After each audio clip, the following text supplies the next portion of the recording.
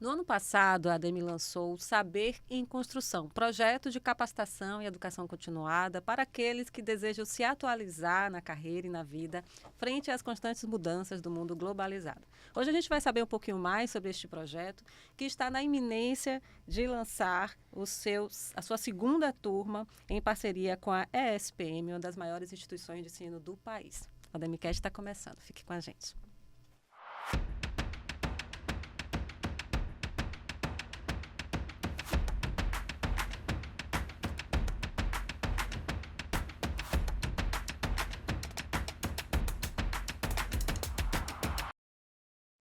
Estamos de volta para falar sobre capacitação, aprendizado nesse mundo em constante mudança. É tanta mudança que é difícil a gente acompanhar, né? Para quem quer se manter atualizado, o saber é uma construção contínua. É por isso que hoje a gente vai falar sobre o projeto Saber em Construção com Diego Oliveira e Eduardo Villanova, dois dos responsáveis por este projeto que a ADEME tem em parceria com a ESPM.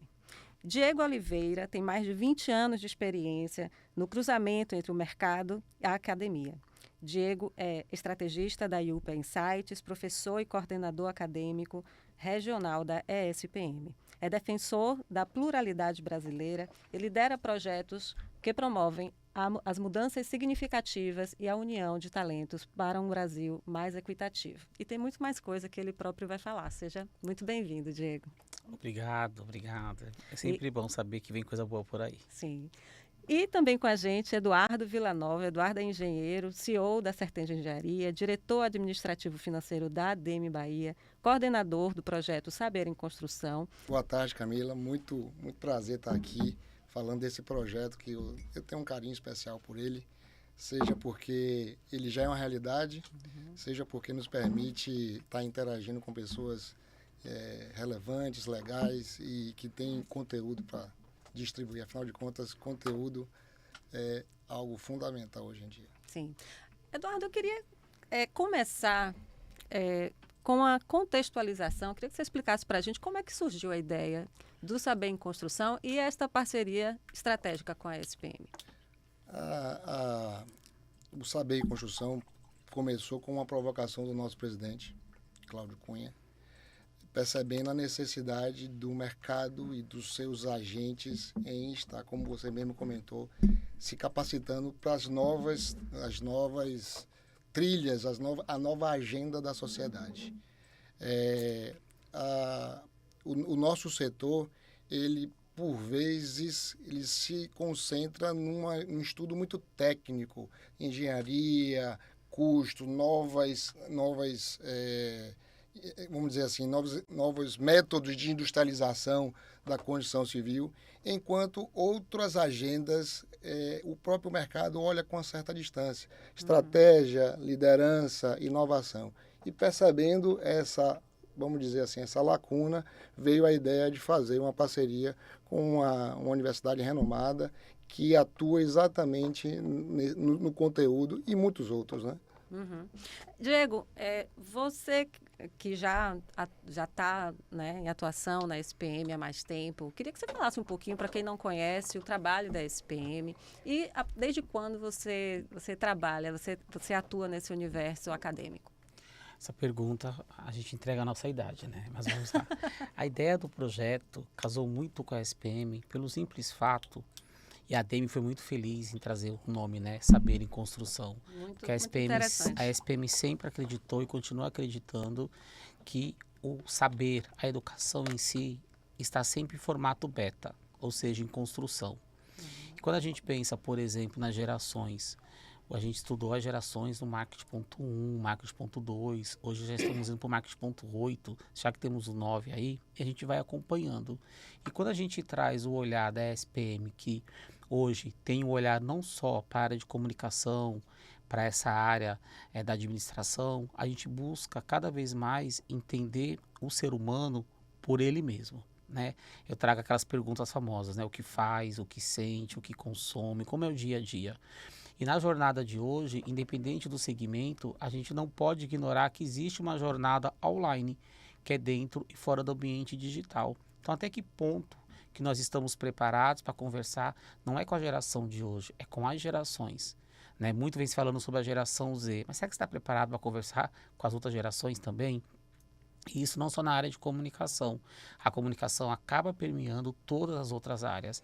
Então, eu tenho o prazer e a sorte, né, de ter esse projeto na minha mão, que é um projeto de expansão da ESPM, e a ESPM aí abraçando e aceitando, né, de coração aberto mesmo, e agradecendo esse projeto que nasceu com a ADEME. Então, o Saber em Construção tem muito DNA ESPM, onde a gente está buscando o futuro, a gente não sabe qual é, mas a gente quer sempre estar junto das pessoas certas e das mentes certas. Primeira turma, vocês estão formando agora a primeira turma, né? Qual é a análise que vocês fazem desta primeira turma? A primeira turma agora, no início de julho, nós estaremos em São Paulo com a imersão do encontro presencial e a cada módulo e as trocas, elas acabaram sendo fundamentais até para a gente ter certeza que nós estávamos no caminho certo. E que bom que nós estamos no caminho certo. Então, quando nós sentamos lá atrás com o reitor, o Eduardo e o Cláudio, o presidente, a gente desenhou muito claro quais disciplinas fundamentais para esse curso. Então, faria sentido a gente falar sobre qual tema. Até porque se fala sobre muita coisa. Agora, até que ponto que a gente consegue absorver? Então, vamos dar um passo, vamos escolher as disciplinas que realmente façam sentido e, com base nisso, ter uma troca muito rica entre todos, onde cada um ali convidado ocupa uma cadeira, mas no final todo mundo está com o mesmo propósito. O que faz sentido para o nosso setor? E é interessante, a gente já tem aí um avançado, né? A gente tem logo depois uma imersão. Então, foi um curso construído e sendo construído. É igual ao consumidor. Já que nós estamos em formato beta, e é o Saber em Construção foi um formato beta que vai se construindo ao longo das turmas. Orgânico, né? E você, Eduardo? Eu queria também ouvir a sua análise. Eu acho que esse formato para esse primeiro curso, ele está se mostrando feliz, porque é um curso que foi pensado para que você aprendesse, ou pelo menos lidasse com o conteúdo, de maneira, vamos dizer assim, vertical, com o mentor, com o facilitador, né, que é sempre um professor, mas você tem um aprendizado lateral muito importante, porque vamos dizer assim, os alunos, os novos alunos, né, que são, na verdade, são pessoas também de altos cargos de liderança, que enfrentam todas as dificuldades dessa adequação que Diego se referiu. Então, falar hoje, por exemplo, em liderança, em marketing global, em inovação, em ESG, são temas que hoje nenhuma empresa do mercado imobiliário pode se abster de pensar. Então, como é que cada par está tratando esse tipo de assunto? Então, no final das contas, a discussão fica muito enriquecida. Você falou aí dos públicos, é bom a gente deixar claro para quem é o público do Saber em Construção? É só o mercado imobiliário? Quem são? Eu diria que essa formatação também está em construção. Ela foi pensada inicialmente para capacitar as pessoas que de alguma maneira orbitam no setor imobiliário, mas eu acho que a gente não pode se limitar a isso, né? Eu acho que a ideia da capacitação e do aprendizado contínuo, eu acho que ele é uma agenda da sociedade. Então, enquanto uma agenda da sociedade, eu acho que a própria ADEME e a ESPM tem que olhar essa avaliação de maneira lateral, não se limitando a nenhum formato pré-estabelecido. E a segunda turma já está em andamento, né? Queria que falasse aí, Diego, sobre a segunda turma. Pegando o gancho do que o Eduardo trouxe, a sua pergunta, acho que a ADEME também ela teve um papel muito fundamental para mostrar para o mercado que conteúdo e experiências boas a gente não guarda só para uma entidade, uma instituição. A gente compartilha. Então, quando a gente traz a segunda turma com a possibilidade de outras pessoas participarem do mercado, é sinal que existe uma chancela, né? E a chancela, além da SPM, do Saber em Construção, ADEME, BA. Acho que isso é muito legal para o nosso mercado, né? Eu como paulista, baiano falando. E a segunda turma, ela se inicia do C-Level, se inicia em agosto, mas a grande sacada e novidade é que no final do curso, em novembro, existe um encontro em São Paulo com outras turmas de outras cidades, de outros estados, com a assinatura Saber em Construção ADEME. E, junto com isso, em agosto, a gente lança também um curso de alta performance. Esse direcionado a gerentes, coordenadores, analistas, com imersão maior, porque na verdade são 12 imersões. Cada disciplina é um módulo de sexta e sábado ao longo do dia. E aí vai ter criatividade, vai ter fundamentos do marketing, vai ter marketing global, vai ter oratória também, mas também vai ter o olhar do data science, inteligência artificial, a questão do ISG. Então, a gente acaba trazendo um conteúdo também em paralelo. Então, o nosso propósito é, junto com a bandeira do saber em construção, chancelar o mercado e dividir este mercado. E se lá na frente a gente tiver que mudar algum conteúdo ou adaptar, porque futuro a gente não sabe qual é, né? Então a gente vai se adaptando, a gente tem certeza que essa parceria cada vez mais só fortalece o nosso propósito, que é dividir o conteúdo e o conhecimento. Diego, você faz muitas pesquisas de comportamento, né? E uma mais recente que traz algumas informações sobre o comportamento do soteropolitano. Tem algum elemento desta pesquisa que você considere especial ou importante que você possa compartilhar com a gente? O soteropolitano é especial, né? É especial e ponto, né? Vocês nasceram, eu escolhi ser, né? Mas quando a gente estuda o mercado de Salvador, igual eu falo de Brasil, são Brasis, né? E quando a gente pensa em Salvador, eu não posso pensar em simplesmente uma única radiografia. Então é importante a gente saber que existe pessoas, por exemplo, rica, espalhadas na cidade e não simplesmente concentradas em um único bairro. E quando a gente vai analisar do rico, rico médio, rico pobre, Salvador é muito claro onde a gente pode encontrar cada pessoa. E como que a gente tem que comunicar com cada pessoa da pirâmide social para falar do segmento de imóveis. Então, qual é a narrativa correta? Muitos falam do storytelling, né? Qual que é o storytelling correto? Mas, para falar sobre imóvel, é para a primeira compra ou é para a compra para o investimento? Então, aí eu trago um paralelo do que é ser rico, pobre, né? Tem muito rico pobre falando que é rico. Então, o rico pobre, ele acaba tendo o mesmo acesso, eu posso ter acesso onde o rico frequenta, mas eu não sou rico. Então, a maneira de você falar sobre esse segmento de imóvel para o rico é completamente diferente para falar para o rico pobre. O rico, ele acaba comprando como investimento para vender para quem? Para o rico pobre. Porque o rico pobre vai falar, porra, eu comprei apartamento de fulano de tal. E se sente que é amigo, mas não é amigo. Ali é um negócio, uma relação. E a gente vê e observa dentro desse mercado quais são as particularidades importantes para a gente falar por meio dos meios de comunicação. E quando a gente traz os meios de comunicação, não só em Salvador, como todas as outras praças, tudo é mídia e mídia é tudo.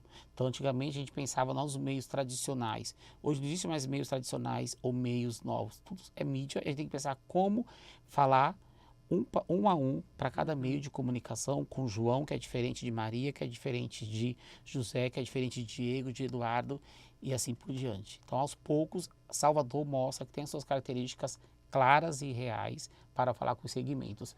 Não é à toa que Salvador é a praça escolhida pela SPM para representar o Nordeste, porque a gente vê como uma cidade realmente diferente das demais do Nordeste.